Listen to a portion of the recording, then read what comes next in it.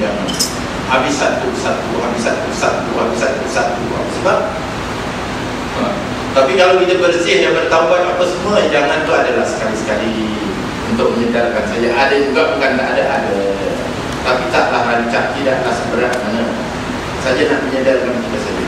Jadi taubat itu penting pada sekarang.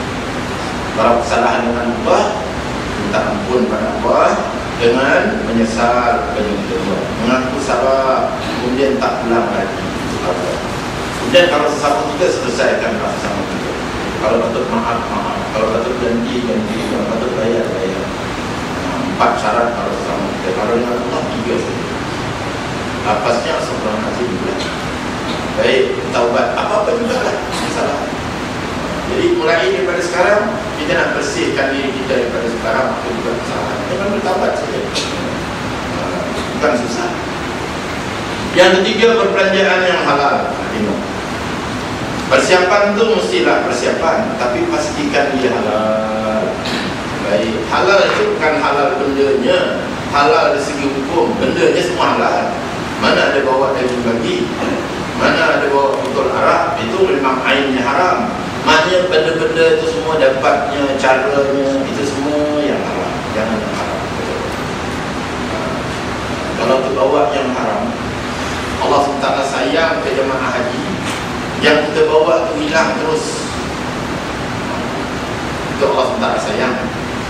Kalau Allah SWT tak sayang pada hamba-Nya, yang haram yang kita bawa tu jadi semua, tapi itu bukan diridai oleh Allah, itu diistidraj oleh Allah SWT, dilulukan, buatlah kamu apa nak buat.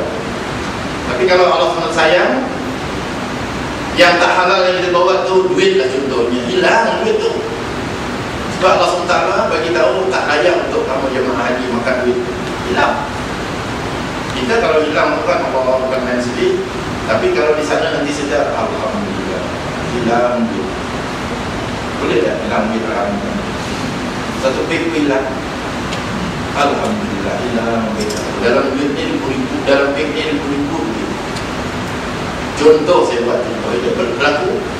Seorang jemaah haji saya kakak tu, masa dulu tahun 80, bila sampai dekat Jeddah, tabung haji bagi duit tunai untuk makan harian ni, satu hari 30 riyal, 40 hari 1.200 riyal. Dulu belum lagi makan, masak-masak ni belum, buffet-buffet ni tak ada lagi dulu. Masak kursi-kursi lah, dibagi duit tunai 1.200 riyal. Jadi kakak ni bila sampai dekat Jeddah, dapat duit, masuk dalam beg. Lepas tu dia masuk ke tandas, dia gantung beg tu ke tandas. Dia lupa, ingat dia rumah dia. Dia tak tahu itu terminal haji yang antarabangsa semua lalu lalang. Tak sempat selesai atau hajat dalam tandas, beg tu pun dah lari nak mana. Keluar-keluar aja hilang beg. Sedih kakak, hilang beg. Padahal Allah SWT sayang kakak tu, biar buat haji mabrur, bekalnya yang halal. Yang itu mungkin tak sesuai untuk kakak, jadi Allah SWT dah hilangkan. Saya beritahu kak, jangan gaduh. Nanti sampai dekat Mekah saya ceramah, kita kumpulkan jemaah, imam kita kumpulkan tabu.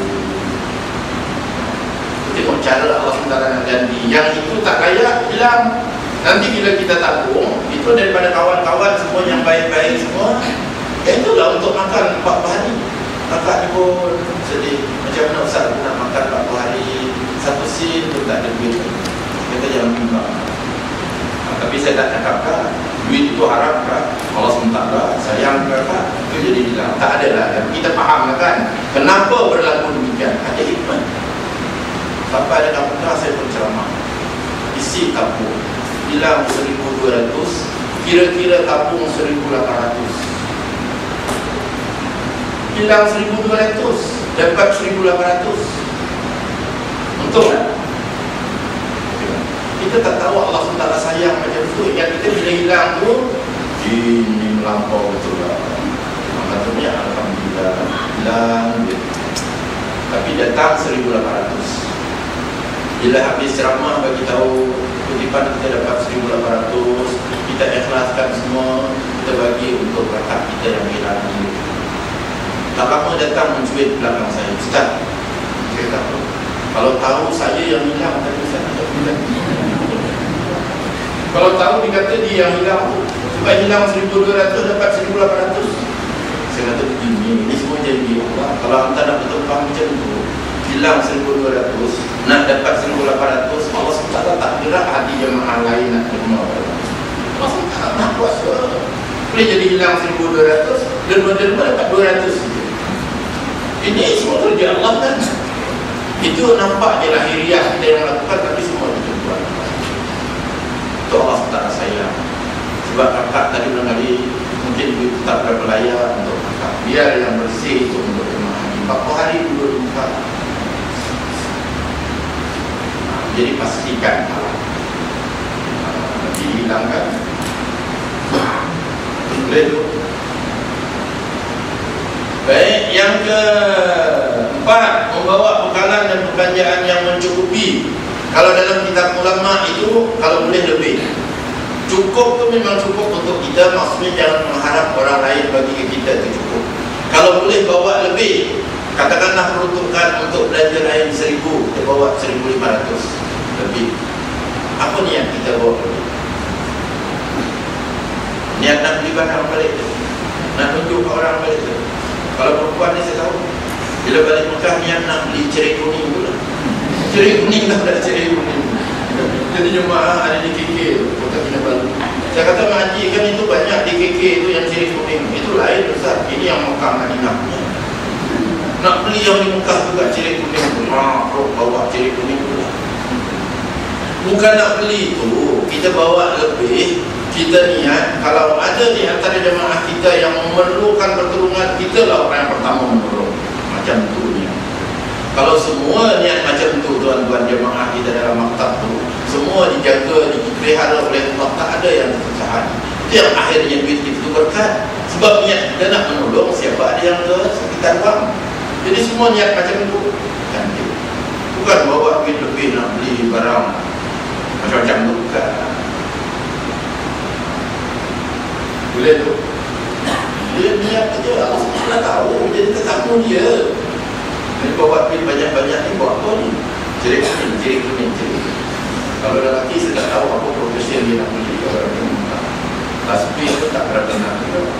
Kayu semua itu langsung. Jadi bawa duit lebih tu secukupnya untuk kita ada lebih. Niatnya untuk membantu mana-mana kawan kita yang kesulitan orang kita orang pertama. Tapi bila dah niat macam tu, Allah SWT jaga semua, tak ada yang susah. Jadi berkat ada kita. Itu yang keempat. Yang kelima, mencari teman. Bertujuan saling ingat mengingati dan membantu kalau susah dan sebagainya. Kalau nak pergi haji daripada sekarang, cari teman, cari kawan. Kalau boleh, daftar kapal tabung haji. Ya, pendaftaran sama, KT sama, ke Mekah dulu sama, atau ke Madinah dulu sama, balik pun sama.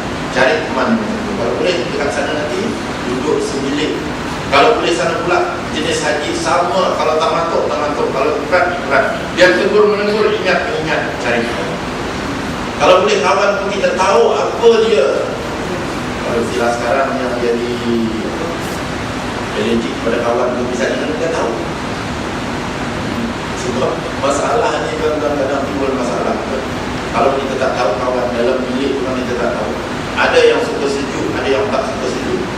Sekarang semua bilik pakai aircon. Yang suka sejuk, pasang aircon kuat-kuat.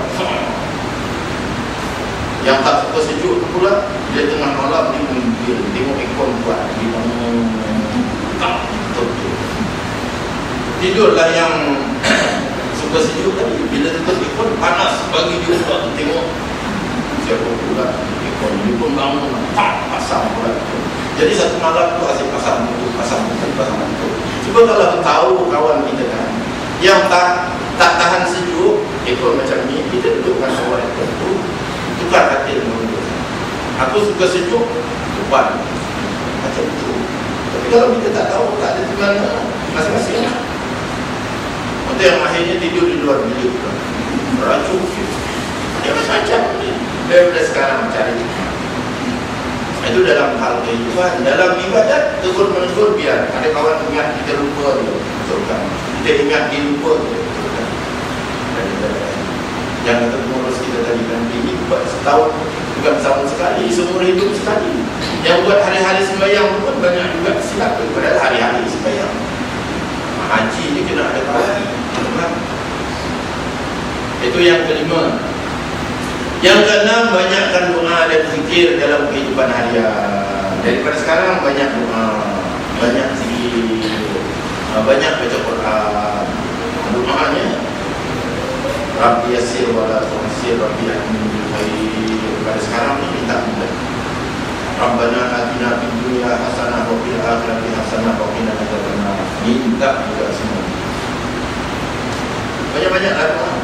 Rabbana hab lana min azwajina, Rabbana la tuzigh qulubana, Rabbana innana sami'na. Ya Rabbana tu kumpulkan berpuluh-puluh dalam Quran ada Rabbana. Ada cerita pula, kawan tu dia pergi Mekah, yang dia hafal Rabbana atina fid dunya hasanah wa fil akhirati hasanah wa qina adzabannar. Doa lain dia tak hafal. Boleh tak baca itu saja? Boleh. Sebab itu kata Sayyidatina Aisyah dalam hadisnya, itu dinamakan Jam'ul Jawami, himpunan segala doa. Doa itu terhimpun segala-galanya yang kita minta tu, sebab di dunia baik, di akhirat baik. Jadi ada kawan tu dia pergi Mekah bawa 2 isteri. Misal cerita isteri, bawa isteri 2-2. Cantik kan di Mekah, bawa 2 isteri. Sekali tawaf, pusingan pertama sampai sudut, nanti kita bincang tawaf tu kan ada doa dia. Dekat sudut yang mani, Rabbana atina fid dunya hasanah wa fil akhirati hasanah wa qina adzabannar wa adkhilna jannata ma'al abrar ya aziz ya ghaffar ya jabbar ya sattar ya qahhar ya rabbal alamin. Sampai sudut Hajarul Aswad, sama kena cubit isteri yang seorang cubit. Ya pasal itu Indonesia terpakat dengan yang baik, ini kasih kena cubit baru satu singa awak pusing kali yang kedua. Sudut yang mani, Rabbana atina fid dunya hasanah wa fil akhirati hasanah wa qina adzabannar. Sampai Hajarul Aswad, sang kena cubit sekali. Suami ni tadi yang baca doa, isteri ikut kata amin je. Pasal 2 kali tawaf dia mencubit. Tawaf pusingan yang ketiga, sampai yang mani, Rabbana atina fid dunya hasanah wa fil akhirati hasanah wa qina adzabannar. Wa adkhilna jannata ma'al abrar ya aziz ya ghaffar ya jabbar ya sattar ya qahhar ya rabbal alamin. Cubit lagi dia pun berhenti. Tanya, pasal makmum? Bila habis tawaf kena cubit, habis tawaf kena cubit. Rupanya yang mencubit itu isteri yang bernama Fatimah.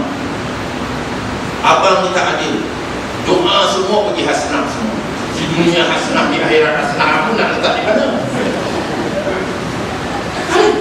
Rabbana atina fid dunya hasanah wa fil akhirati hasanah wa qina adzabannar. Yang Fatimah nak tinggal di mana?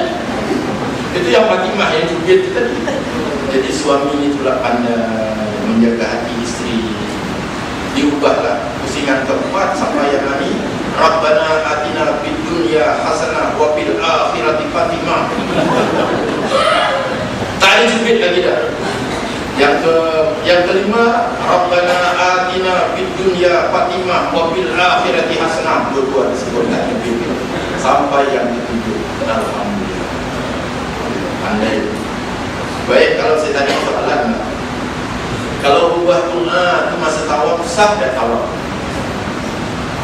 Soalan. Belum berusul lagi dah soalan. Sah tak diubah doa Rabbana atina fid dunya Fatimah wa fil akhirati hasanah. Padahal doa itu kan dekat yang mani sampai Hajarul Aswad, doanya itu kan, tapi kita ubah. Sebab ni bergaduh ni, yang seorang tak puas hati, masih hasanah haji dunia akhirat. Sah dan tawaf dia? Apa pasal sah? Bila jawab sah, apa pasal? Sah, sebab doa dalam tawaf tu sunat sah saja, tak baca pun tak apa, dicubit diam je dah. Diubah tu okey lah. Sah, sebab dalam tawaf doa-doa tu semua suruh. Nanti kita bincang doa-doa ada semua sunat. Boleh? Ada ilmu pula maksudnya. Ini cerita ni saya dapat di mana? Daripada Slim River. Kursus haji di Slim River. Saya pergi juga meninjau di Perak, di kawan-kawan juga. Rupanya macam Rabbana atina fid dunya hasanah wa fil akhirati hasanah. Selesai masalah, tak perlu gaduh lagi.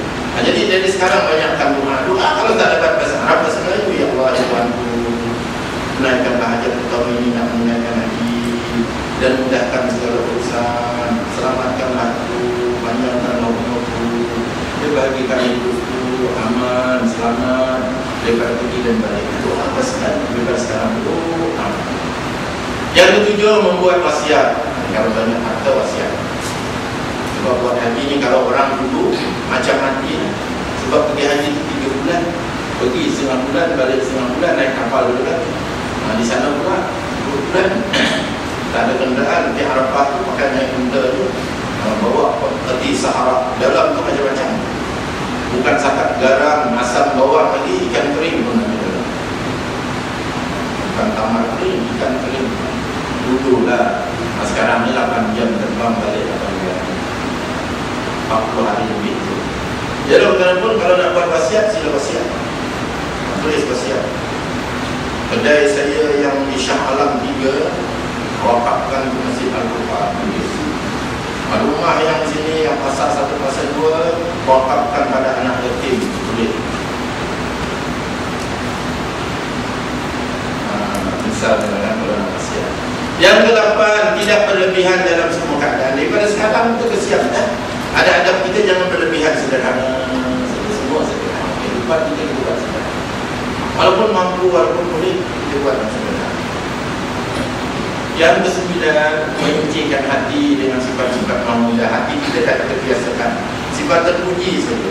Syukur, sabar, tawakal, ikhlas, semua. Bersihkan daripada sifat yang tak baik, yang mazmumah. Jangan hasad, jangan dengki, jangan sombong, jangan takabur, jangan sum'ah, jangan ujuk, jangan riak dan sebagainya. Bersihkan. Kemudian yang 10, istiqamah dan bersungguh-sungguh mempelajari kafiat pengajian haji. Ini khususnya kita kita buat di sana nanti sekali di seumur hidup, tapi kita buat yang terbaik. Jadi khusus itu tak faham kan? Kalau tahu sudah, habis khusus diminta nomor handphone. Bagi nomor handphone, saya kata boleh. Kalau tanya masalah haji, tapi saya tanya di mana? Kalau tanya di mana ni, nak tanya masalah haji, dekat rumah, tak jawab. Tapi kalau saya tanya di mana ni, di restoran Khalifah, sesi 7 Shah Alam, cepat saya jawab. Cepat dekat restoran. Itu yang Ustaz Alim dia bila sampai Shah Alam, dia tanya nasi Arab, nasi Arab. So sesi 7 tu tak ada nasi Arab, sesi 9 tak ada nasi Arab. Dan kalau apa masalah boleh telefon. Bukan di sini saja, tak telefon. Jangan. Sebelum pergi haji itu siap, biar kita buat tu puas hati. Dan kita bagi tahu pula, ingatkan pula jemaah kita ni, jangan terikut-ikut dengan orang tak boleh buat haji. Bila tengok orang buat kita dengan ilmu kita lah. Apa yang kita bawa ni, itu yang kita laksana. Biar kita puas hati. Jangan kita tengok orang sana buat, tengok orang sini buat macam-macam. Kalau tengok seluruh dunia, PK kita tak sama. Mazhab sendiri pun ada Syafi'i, Maliki, Hanbali, Hanafi. Kita betul ikut kita Syafi'i. Kemudian yang haji ni, kalau kita katakan ala Malaysia punya, jangan ala Mekah, itu orang Mekah lain. Oleh itu bila kita turun haji nanti ada dibagi buku tau, panduan yang Indonesia gitu. Dalam situ banyak masalah yang berbeza dengan haji kita orang Malaysia, itu orang Mekah boleh tak. Pertama sekali, kalau nak pergi haji, dia kata mesti bawa al-hadyu, bawa kambing, tarik kambing, sebab wajib kurban. Orang haji wajib kurban. Kita kurban masih lagi sunat muakkadah. Siapa yang mampu dia buat haji dan kurban, dia tak mampu tak apa. Tapi mazhab lain dia jadi wajib haji. Syarat pula bawa daripada kampung halaman, macam Rasulullah bawa daripada Madinah. Kalau begitu saya kata, kalau 450 dalam penerbangan, 405 ekor kambing naikkan ke kapal terbang, mengamuk kambing kat situ.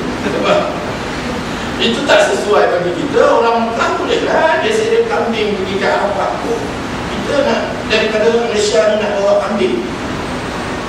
Kan itu PK di sana. Bukan kita nak menafikan. Itu kalau duduk di Mekah tak apa lah. Ini kita daripada Malaysia naik ke terbang nak bawa 450 ekor kambing.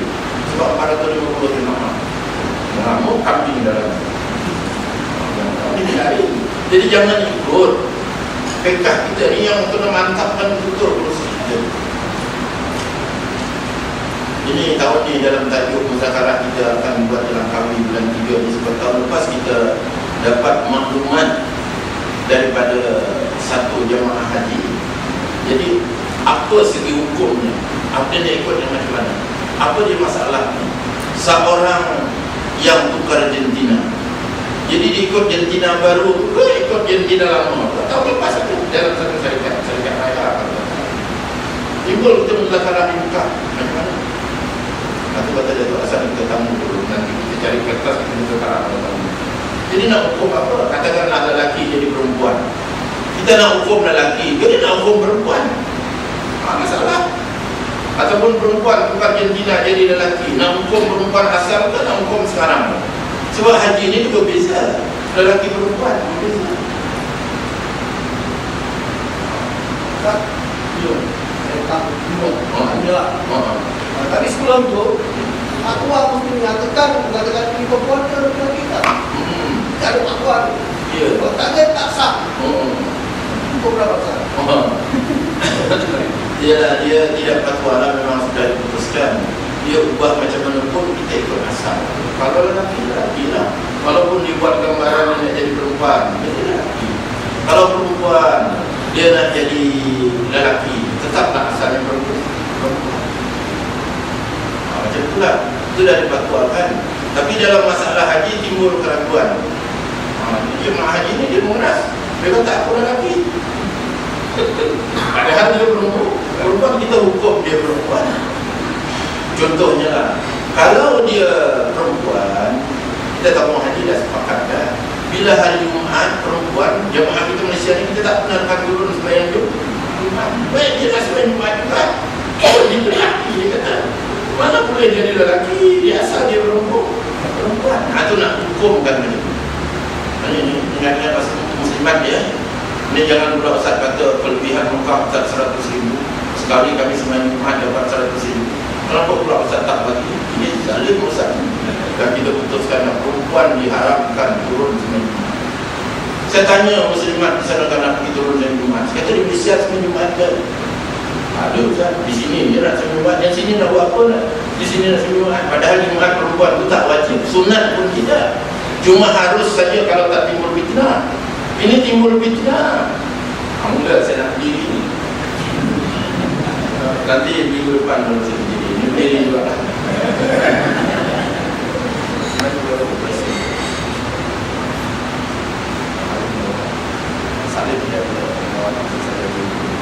Baiklah.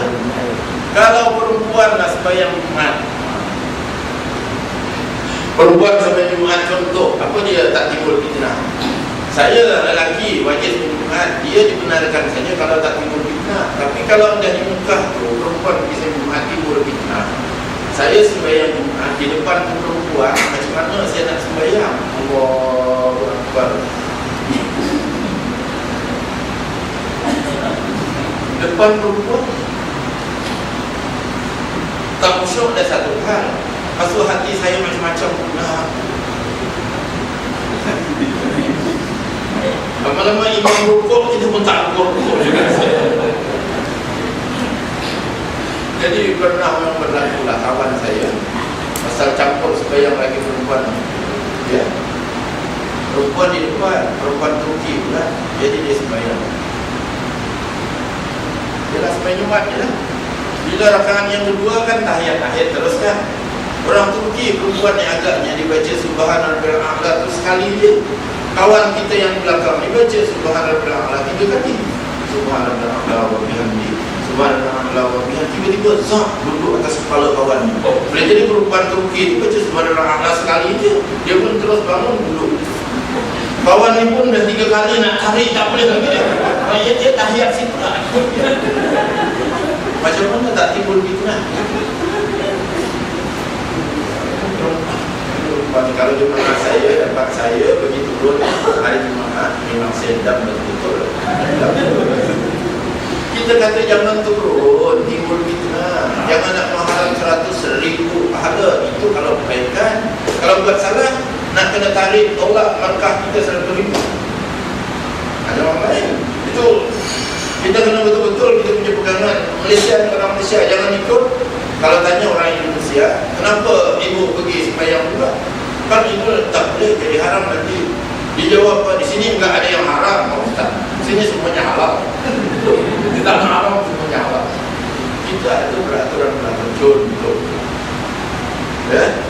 Nanti di sana kalau kita lanang, kita dah putus mudahkanlah kita perempuan-perempuan kita Malaysia hari Jumaat kita tak benarkan turun sebagai Jumaat di Mekah. Nah, kalau di Madinah itu tak ada hal. Kenapa pula di Madinah dibenarkan? Di Madinah dia lain, masjid tempat perempuan dia khas, pintu perempuan lain, tempat perempuan lain, tak nampak itu perempuan seorang pun. Tapi di Mekah bercampur. Saya ingat saya Jumaat yang tahun ini tadi, saya tak boleh masuk ke dalam. Jadi berdiri tu nak cari, saya tahu tempat yang redup di mana tempat saya tahu lah kan. Nanti bila azan aja dia matahari di sana dia redup. Jadi saya berdiri sambil baca Quran. Saya kali lalu perempuan dia ropohnya saya, terduduk saya ke muka orang pula di belakang. Masih banyak orang belakang pula. Itulah perempuan tu, itu belum sembahyang lagi tu. Baru berdiri sambil baca Quran nak cari kita tu. Dia rempuh di perempuan, terduduk saja. Contoh apa tadi kita cerita tadi, ya, kita sungguh-sungguh nak mempelajari pelajaran haji. Ikut kita, jangan ikut orang lain. Orang lain macam-macam, jangan terikut. Itu kawan-kawan kita yang teman tadi biar ingat kita sama. Air dulu kita macam ni kan, ini keputusan kita macam ni, jangan ikut. Ibadat-ibadat itu juga supaya kebiasaan. Baik. Penyucian jiwa tazkiyatun nafsi yang saya kata tadi, ini sifat mahmudah lah. Ini tak ada dalam buku tu. Ya, walaupun saya boleh sebutlah akidah jelas dan sahih yang ada percaya, ada yang membagikan lah. Ya. Lepas tu menguasai ilmu dan pemahaman Islam, ilmu agamanya kita tambah dengan sekarang. Ada pengajian-pengajian di masjid di surau, kita ngaji, bukan bab haji saja, bab hal-hal agama. Nanti bab wuduk pun, kalau kita tengok orang, ada orang tempat lain, dia berwuduk, dia pakai stokin yang kain tu kan, dia dari wuduk, dia sapunya stokin tu. Orang lain, orang Afrika, jangan ikut dia. Kita boleh sapu, tetapi yang dinamakan khuffain, dua kasut yang cukup syarat. Kalau kain ni tak cukup syarat, kita sapu basah di dalam. Kita sapu, kan ada yang perempuan beli yang kulit yang lembut tu kan, yang hitam. Itu tak apa, bukan stokin kain itu. Kita tengok orang lain sapu stokin, dia sapu stokin juga. Perempuan. Jadi jangan ikut. Belajar semua tu, hal-hal agama. Kemudian tunaikan salat fardu 5 waktu, ya, penyucian jiwa itu. Amalkan tuntutan sunat, dan sunat kita buat. Tak boleh dia mulai sedekah. Daripada sekarang menggunakan sedekah ke tenaga, lisan, ke sihat kawannya. Banyakkan berdoa, berzikir, Rabbi Yasir Walatul Hasil itu amalkan dari sekarang. Kurangkan gurau senda dan bercakap yang sia-sia. Bergurau itu boleh, tapi ala kadar. Jangan gurau. Ya, Nabi pun gurau juga, tapi ala kadar. Wala amdahu illa apa. Dah datang bersedia yang saya kata selamat memudahkan haji tadi. Ya, oleh serang pun kan tu masuk dalam kain. Ada kain ke? Ada ya? Oh, bersedia ni sebut dia datang. Ni yang saya kata doa-doa tu Rabbi Yasir Walatul Hasil pun ada, ya. Maksud selamat memudahkan haji pun ada wirid lepas salat misalnya. Baik. Banyakkan berdoa, kurangkan gurau senda, memperbanyakkan amal kebajikan. Buat kebajikan tu yang baik-baik kita buat. Semua yang baik. Tolong orang, membantu orang susah, anak yatim dan sebagainya. Kita bantu sekarang. Dan sekadar yang kita mampu pula.